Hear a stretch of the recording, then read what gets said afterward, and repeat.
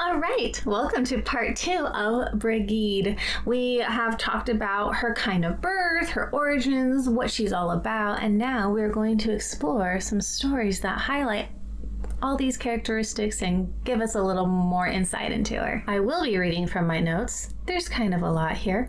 Not too much, but enough that I will be referencing these. So first, the story of the cattle raid of Cooley. So the full story of the cattle raid of Cooley, or Tambo Coolung in Irish. Like I said, I am studying Gaelic. I was studying Irish Gaelic, and then my husband started studying Scottish Gaelic, and I kind of moved over to what he was studying because we are also talking about doing our 1-year anniversary in Scotland, and then he included Ireland. So I guess I should have stuck with it, but it's okay. I will go back and continue learning once I'm in a more comfortable place with the Scottish Gaelic, because I'm kind of getting there. But anyway, to the story. The story of the cattle raid of Cooley is one of the most famous tales from the Ulster Cycle, a collection of heroic legends from Irish mythology. While Bry-eed's role in this story is not central, it is a part of what happens, and we're going to highlight it here. So this tale revolves around a conflict between the kingdoms of Connacht and Ulster over a prized brown bull named Don Cullung. Queen Meb, I always have a hard time saying her name, but Queen Meb of Connacht desired the bull to match her husband Ailill's wealth and decides to raid Ulster to obtain it. The Ulstermen were temporarily incapacitated by a curse, leaving the young hero Cuchulainn. He's one of my favorite Celtic heroes, and every time I hear the words, the name, and I'm always so scared to say it, like most of these. But anyway, he was called to defend the province single-handedly. Now for Bry-eed, her role in one version of the story is that she is a compassionate healer. And during the fierce battle between Cuchulainn and the warriors of Connacht, many soldiers on both sides were wounded, and Bry-eed tended to the injured, offering her healing powers to alleviate their suffering. Her involvement underscores her role as a nurturing, compassionate deity, providing comfort and care amidst the chaos of war. So we're going to talk about the Morrigan, I think, next time. No, there's one, and then I think we're talking about the Morrigan. But anyway, the Morrigan would come as kind of like the harbinger of death battlefields, but you could find Bry-eed kind of being that other side of the coin of trying to provide life and comfort. And that's honestly kind of her role in that story. So we're going to go ahead and move on to the next one, which is the healing of the leper. So once upon a time, in the ancient land of Ireland, a leper approached Bry-eed seeking her help. The leper was in a state of great suffering because, if you don't know, leprosy meant that your skin was literally falling off. You had these gaping sore wounds that could not heal.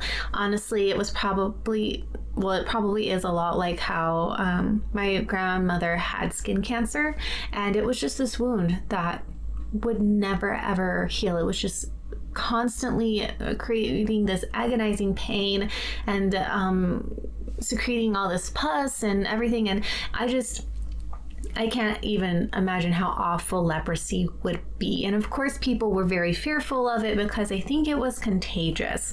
And so you would have these camps and these little communities of people who had leprosy, and you didn't go near them. So the leper, being in this great state of suffering, covered in sores and weakened by his illness, he had heard of Bry-eed's miraculous healing powers and hoped that she could offer him relief. Being a very compassionate goddess, Bry-eed was moved by the leper's plight and welcomed him with open arms. She did not turn away from his appearance or his condition, but instead saw the human being in need of care and compassion. tradition, and Brigid led the leper to a sacred well known for its healing properties. At the well, Brigid performed a ritual invoking the power of the sacred waters, which of course we have talked about in the previous video is what she's associated with. She gently bathed the leper's sores with the water, praying for his healing and recovery. As she did so, a remarkable transformation began to take place. The leper's sores started to heal and his strength returned. He was rejuvenated and restored to health. Filled with gratitude, the leper praised Brigid for her kindness and miraculous healing.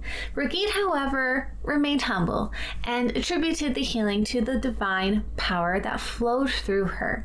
She reminded the leper that it was not her own power, but the grace of the gods that had brought about his recovery. And of course, this story and the healing of the story of the healing of the leopard spread far and wide, and she became known as a great healer and a compassionate protector of the vulnerable. Her ability to see beyond appearances and her dedication to alleviating suffering made her a beloved and revered figure in Celtic mythology.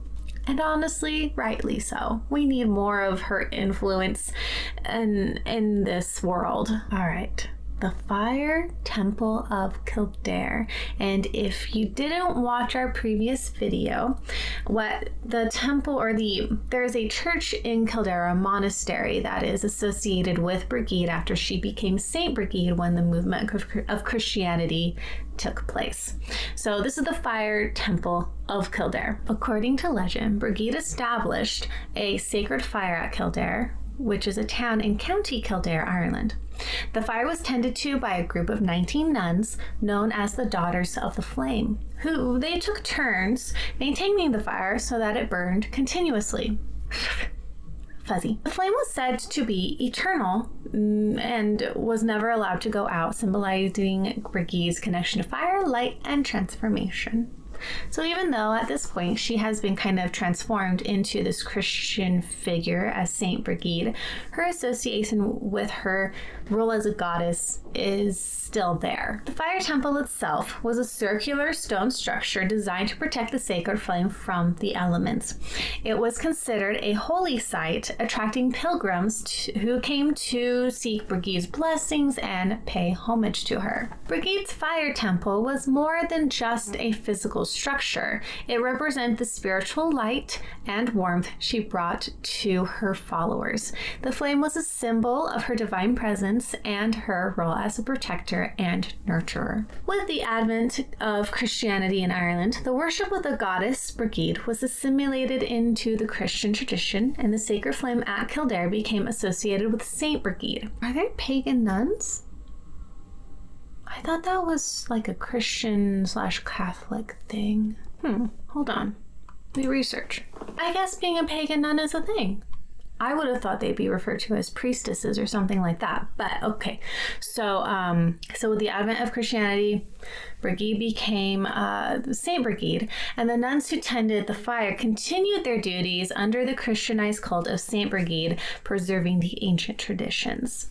The sacred flame was extinguished during the 16th century Reformation, but was relit in 1993 by the Brigidine Sisters, a congregation dedicated to Saint Brigid. The rekindling of the flame symbolized the revival of Brigid's legacy and her enduring importance in Irish culture and spirituality. Today, the Fire Temple of Kildare remains a significant pilgrimage site, honoring Brigid's legacy as both a goddess and a saint.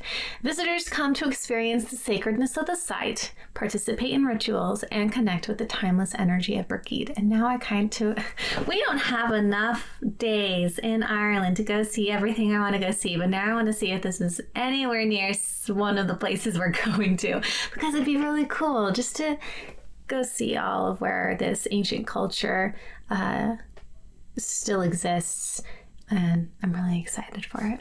Okay, we have 3 more stories, so let's continue. This one is the story of Brigid's cloak, and as we mentioned before, it was this flowing robe that kind of assimilated light and had the symbols of the sun and flame and those things associated with her. One day, Brigid set out on a mission to establish a monastery in Kildare, which we talked about in our previous story. However, she needed a piece of land on which to build it. Bry-eed approached the local king to request a small plot of land. And this is very interesting because the gods in this culture seem to be a little more respectful of their mortal friends. But regardless, the king was amused by her request, but decided to humor her and granted her as much land as her cloak could cover. Forgetting that this is a goddess, or maybe not understanding that this was a goddess, it doesn't say whether he knew who she was. Bry-eed thanked the king and spread her cloak on the ground. Miraculously, to no one's surprise who knows who she is, the cloak began to expand and spread across the land. It grew larger and larger, covering a vast area that extended far beyond what the king anticipated. The astonished king watched in disbelief as the cloak continued to grow. Eventually, the cloak covered enough land to build the monastery and more. The king, recognizing Bry-eed's divine favor and the miraculous nature of the event, honored his promise and granted her the land. I haven't seen so much of the Celtic gods being petty and vindictive and what's the word I want? Revengeful like the Greek gods, but I would say probably a wise move on his part. Bry-eed used this land to establish the monastery at Kildare, which became a significant religious and cultural center in Ireland and still is today. The story of Bry-eed's cloak highlights her cleverness because if you forgot or did not see the previous video, she is associated with intelligence, and of course this just showcases how she is. And it also shows her divine connection and determination to achieve her goals. It also emphasizes the themes of generosity and faith, as Bry-eed's request was fulfilled through a miraculous intervention. Bry-eed and the magic harp. Long ago, in the mystical land of ancient Ireland, Bry-eed, the goddess of fire, light, and creativity, discovered a beautiful harp crafted by the hands of the gods. This harp was no ordinary harp, though, of course. It possessed magical properties that could evoke powerful emotions and bring about remarkable changes. And we did discuss harp with the Dagda in our last segment group video thing.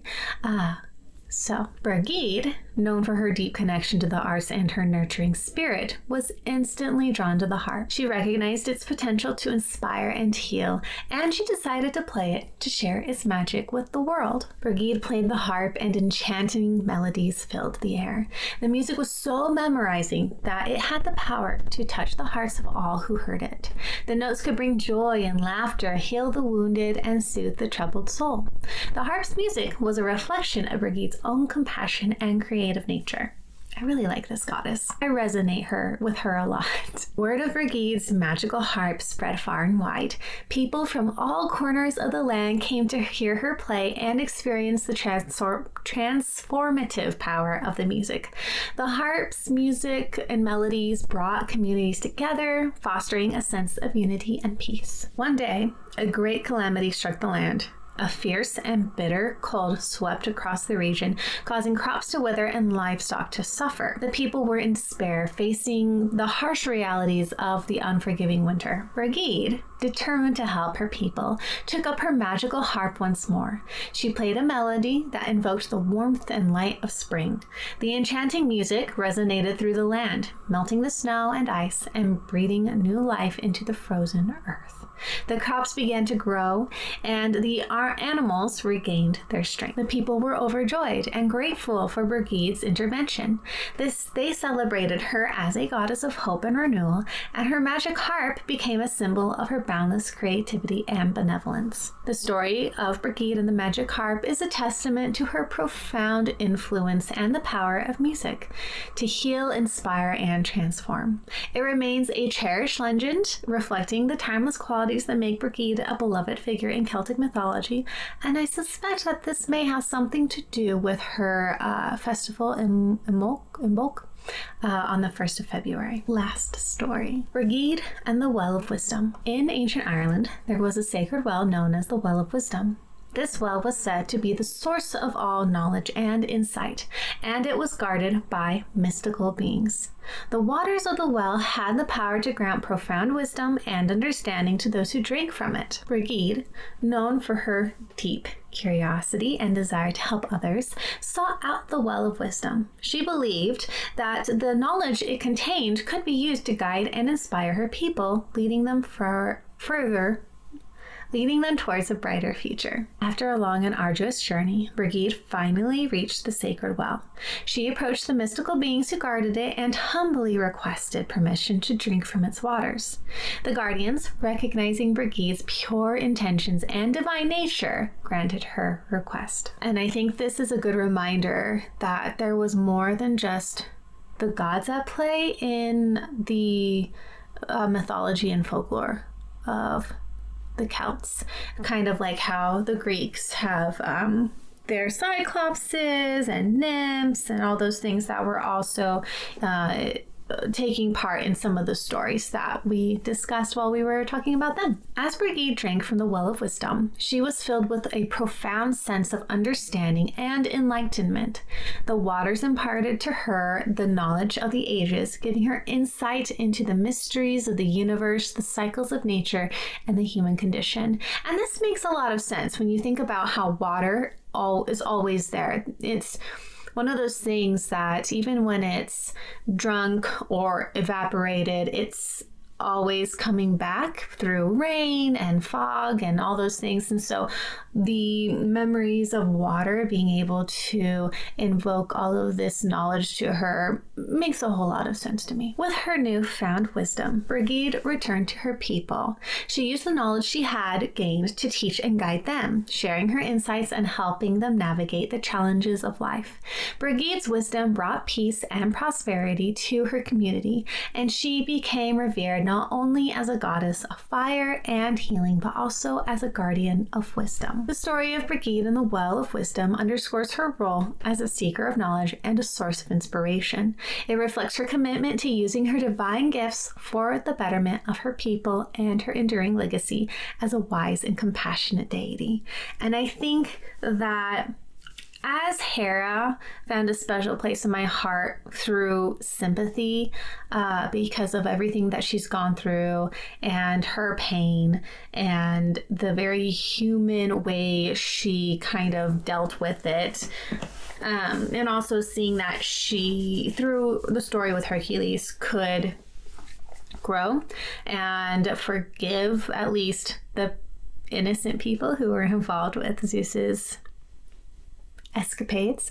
I think Brigid is a beautiful testament to the gentle nature of people and someone I strive to be.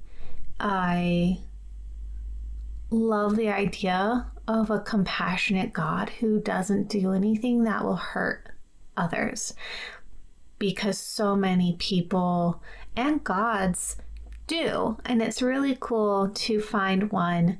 And even the Dagda, honestly. So far, the two Celtic gods we've talked about have been very gentle. And of course, the Dagda had his battles, and that was mostly due to there being a war. But seeing a goddess, an entity whose pure purpose is to love, is really a beautiful thing. And honestly, we need more of it in this world. And so I'm really glad that we got to talk about her. Thank you so much for listening to Brigid's stories. I know they're not as exciting as some of the other ones we've talked about, but I think it's also a nice reprieve to have these gentler souls who I hope emulated the ideals of a culture that we sometimes look at and think they were only violent because they were a people who did have a tumultuous history, but seeing that they also have this deity whom they loved and worshipped and came to, I think shows that they also had in their hearts that sort of same goodness, and that all people are capable of it. It's just a matter of wanting to. So, and with my journey as a person, that whole transformation that Bry-eed represents, and who she is as a goddess, a compassionate goddess, really resonates with my own life journey. So I really do. I love this goddess, and I'm really happy we got to talk about her. Anyway, I hope you had fun. I hope you have a wonderful rest of your day. Please be kind. Emulate this mythological figure, whether you prescribe to the pagan belief or not. It's not a bad thing to emulate figures who may or may not have been real, or who you believe were real. If they exhibit qualities that you think are good, there's nothing wrong with aspiring to emulate them. Anyway, I hope you have all the fun, all the great times. Do things that you want to do, and don't be afraid to pursue. That's kind of what I'm doing here with this and my books. So I am just hoping to also encourage anyone who is wanting to pursue those things in life. Do it. Don't be afraid. It might have to start small and quiet and independent, but eventually, hopefully, you'll have the courage to go out and do what Bry-eed did and just do the things. Anyway, have a wonderful day. Bye.